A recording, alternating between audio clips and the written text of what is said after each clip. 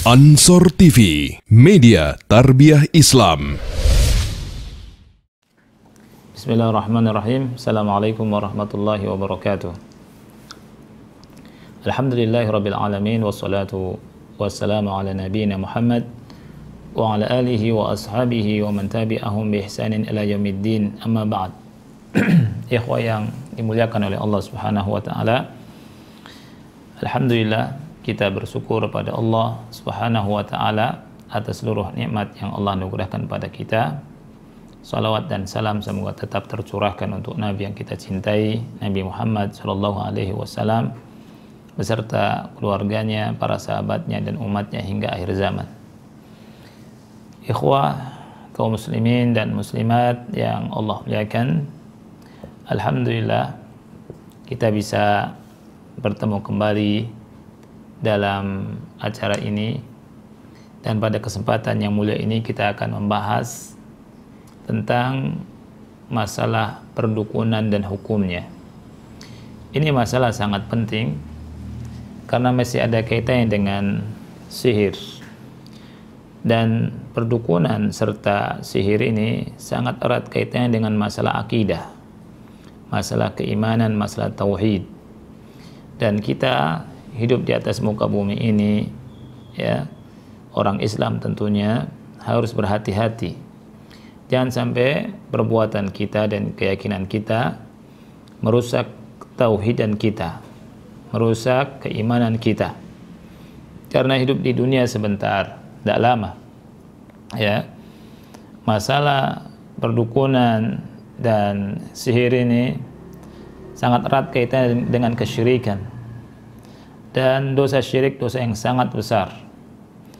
Jangan sampai kita menjual agama kita dengan dunia yang sangat hina, sangat rendah.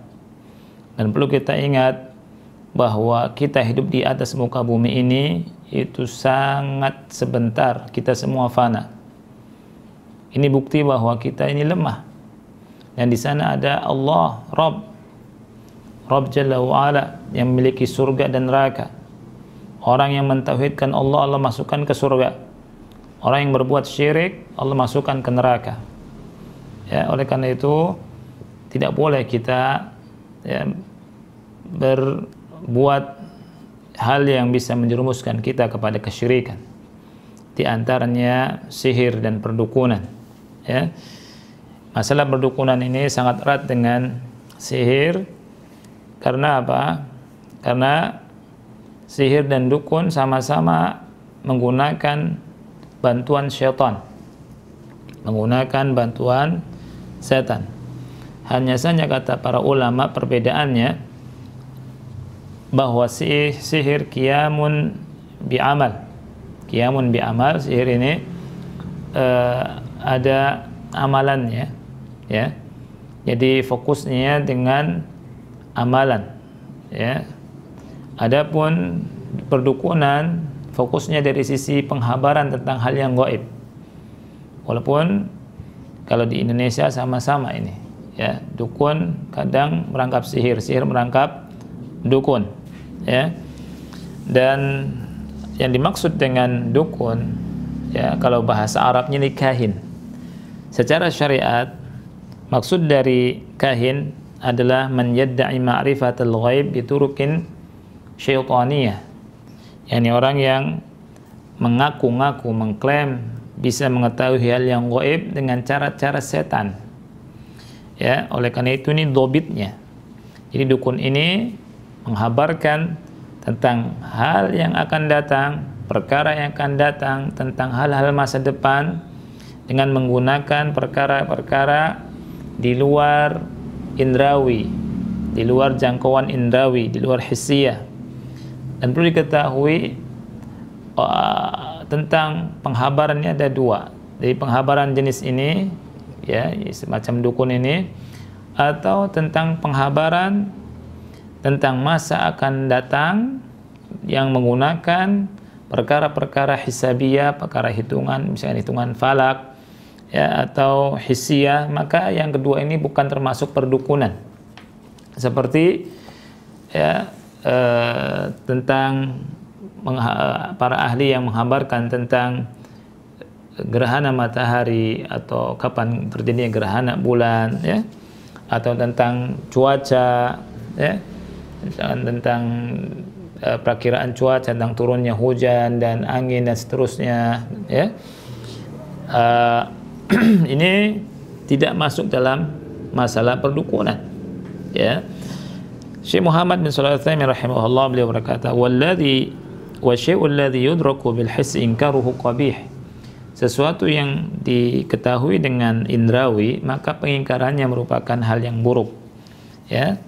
Jadi sebagaimana perkataan As-Safari ini, ya, beliau berkata, fa kullu ma'lumin bihissin aw hija fa nukruhu jahlun qabihun bil hija, ya, semua yang diketahui dengan indrawi atau dengan akal, ya, maka pengingkaran ini merupakan kebodohan dan merupakan keburukan, ya. Dan beliau berkata, falladhi yu'lamu bil hissi la yumkinu inkaruh, yang diketahui dengan indrawi, dengan his, dengan jalan his, dengan sarana indrawi, ini tidak mungkin diingkari. Walau anna ahadan ankarahu mustanidan bidzalika ila syar'i lakana dzalika ta'nan bisyara'. Kalau ada seseorang yang mengingkari hal tersebut kemudian menyandarkannya kepada syariat, maka dia telah mencela syariat sebenarnya.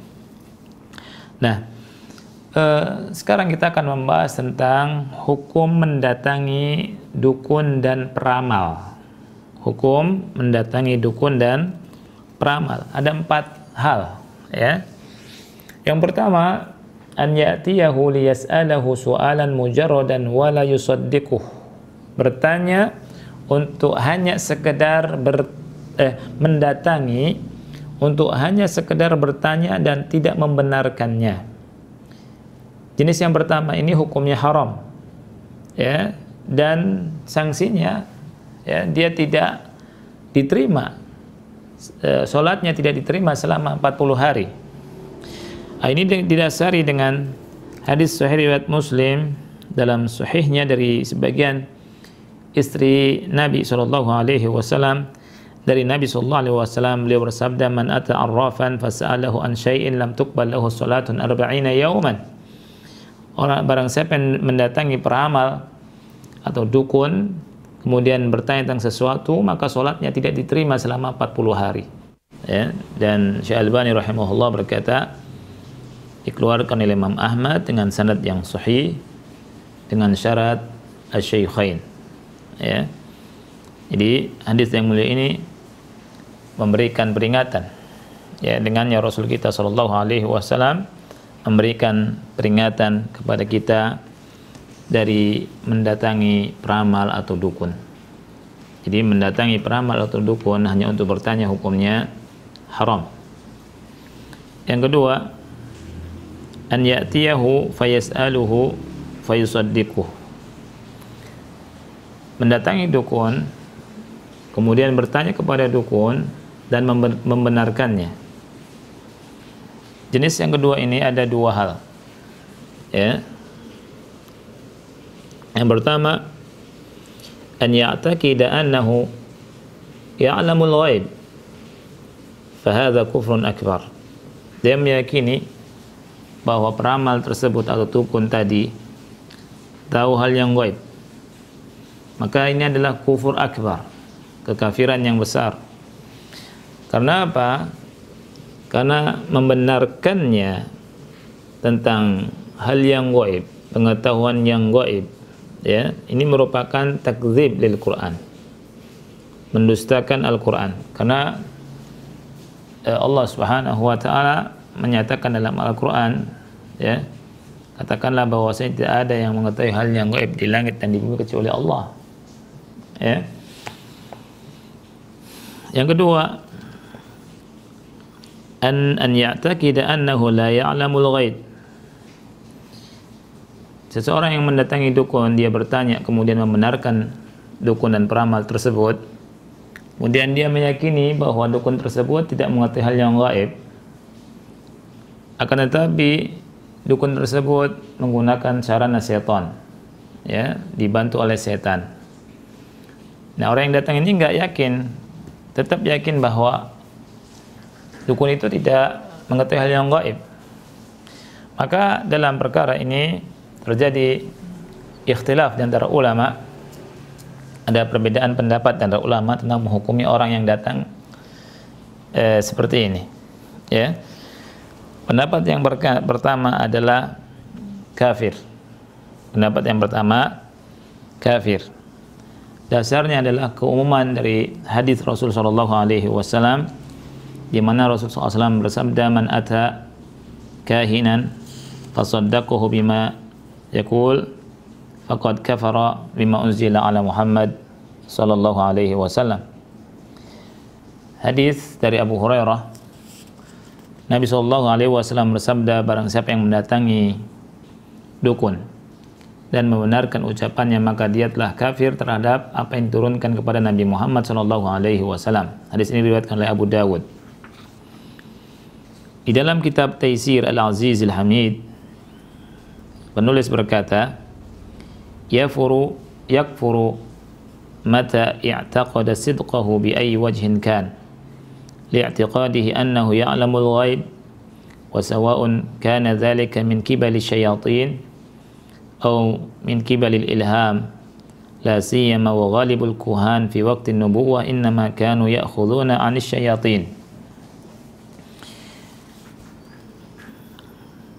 Orang tersebut kafir, ya, ketika meyakini kebenarannya, ya, bi ayyi wajhin kan, ketika meyakini kebenaran perkataan dukun, orang tersebut kafir, ya, dari sisi apapun, karena dia meyakini bahwa dukun tersebut mengetahui hal yang gaib, baik dari bantuan setan-setan atau dari ilham, ya, apalagi kebanyakan dukun-dukun di waktu kenabian itu mereka mengambilnya dari setan-setan itu, ya.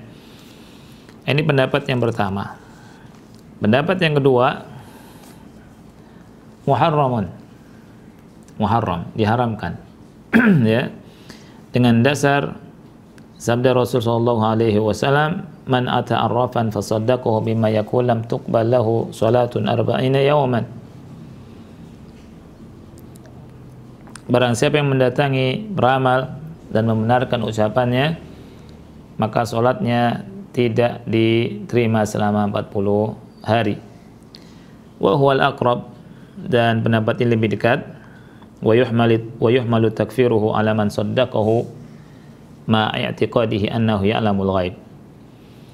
Ini pendapat yang lebih mendekati kebenaran, dan pengkafirannya dalam hadis tersebut dimaksudkan kepada orang yang membenarkannya dengan meyakini bahwa dukun tersebut mengetahui hal yang gaib.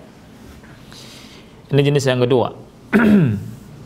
Jenis yang ketiga dari hukum mendatangi dukun, ya, an ya'tiyahu lil musyahadati faqat, mendatangi dukun atau peramal hanya untuk menyaksikan, hanya untuk nonton, dan ini hukumnya haram dengan dasar hadis Muawiyah ibnul Hakam as-Sulami radhiyallahu an. Ia berkata, aku berkata, ya Rasulullah, wahai Rasulullah, umuran kunna nasna'uha fil jahiliyah kunna na'til kuhan. Qal fala ta'tul kuhan.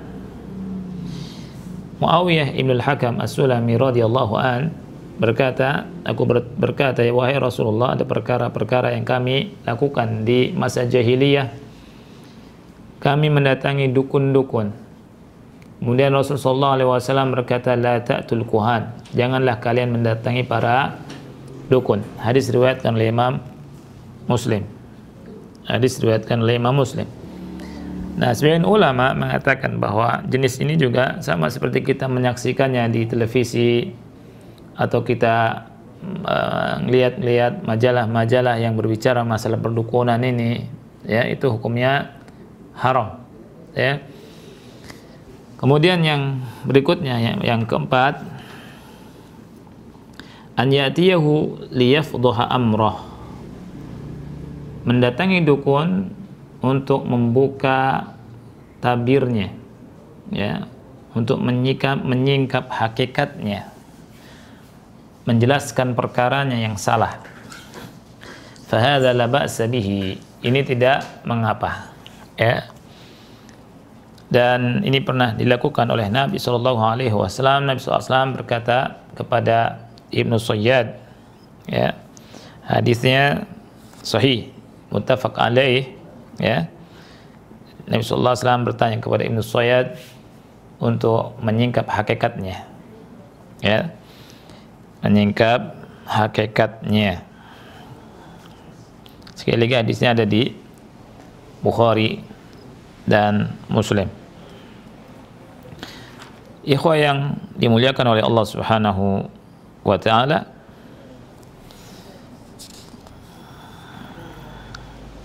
hadis-hadis yang berkenaan dengan hal ini sangat banyak sekali, atau ada beberapa hadis dan sebagiannya sudah tadi dibaca, ya. Dan kita harus tahu bahwa orang yang mendatangi dukun, membenarkan dukun, sekali lagi, maka dia telah mengkafiri Al-Quran, ya, kufur terhadap Al-Quran. Karena Allah Subhanahu wa ta'ala berfirman dalam Al-Quran, qul la ya'lamu man fis samawati wal ardil ghaiba illallah, surat An-Naml ayat 65. Katakanlah, tidak ada yang mengetahui, yang siapapun tidak mengetahui baik yang ada di langit-langit dan di bumi, hal yang gaib kecuali Allah, kecuali Allah. Syekh Muhammad bin Shalih Al-Utsaimin rahimahullah, beliau berkata, ini dinukil dari kitab Al-Qaulul Mufid, falladhi yusaddiqul kahin fi ilmi al-ghaibi wa huwa ya'lamu annahu la ya'lamu al-ghaiba illa Allah fahuwa kafirun kufran akbar mukhrijan anil millah wa in kana jahilan wa la ya'taqidu anna al-Qur'ana fihi kadhaba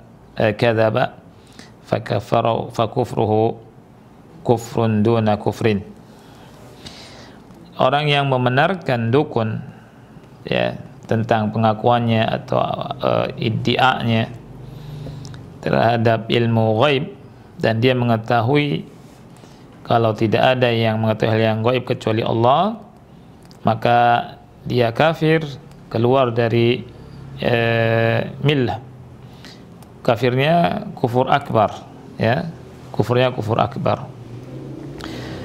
Dan apabila dia jahil, tidak meyakini bahwa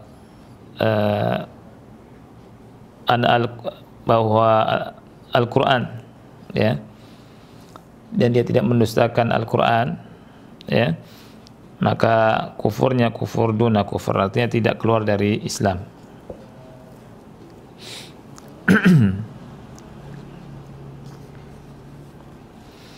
Berikutnya, ikhwah yang dimuliakan oleh Allah Subhanahu wa ta'ala,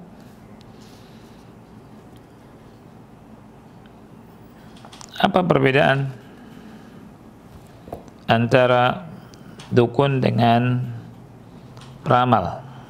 Ya, apa perbedaan antara dukun dengan peramal? Disebutkan yang pertama, al-kahin yatakallamu fi umuril mustaqbal, ya, dukun ini berbicara tentang perkara-perkara yang akan datang. Wal arraf yatakallam fil umuril hadirah, sedangkan istilah arraf, ya, ini berbicara tentang perkara-perkara yang berlangsung. Dua-duanya kalau diterjemahkan ke dalam bahasa Indonesia artinya peramal. Kahin juga peramal, arraf juga peramal. Kemudian kahin menggunakan minta bantuan syaitan. Adapun peramal tidak menggunakan bantuan syaitan. Tetapi istilah ini ya sebagaimana perkataan ulama ya bisa sama ya, artinya keduanya idza ijtama'a iftaraqa wa idza iftaraqa ijtama'a. Apabila disebut dalam hadis antara kahin dan arraf, maka dibedakan dengan perbedaan tadi. Tapi kalau hanya disebutkan kahin saja, maka arraf juga masuk. Kalau disebutkan arraf saja, maka kahin juga masuk. Ya, maka kahin juga masuk.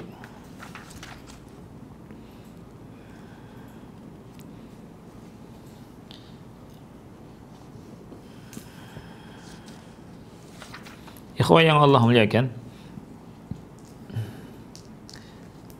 Ibnu Abbas radhiyallahu anhuma pernah berkata tentang suatu kaum yang menulis abjad, ya, menulis abjad.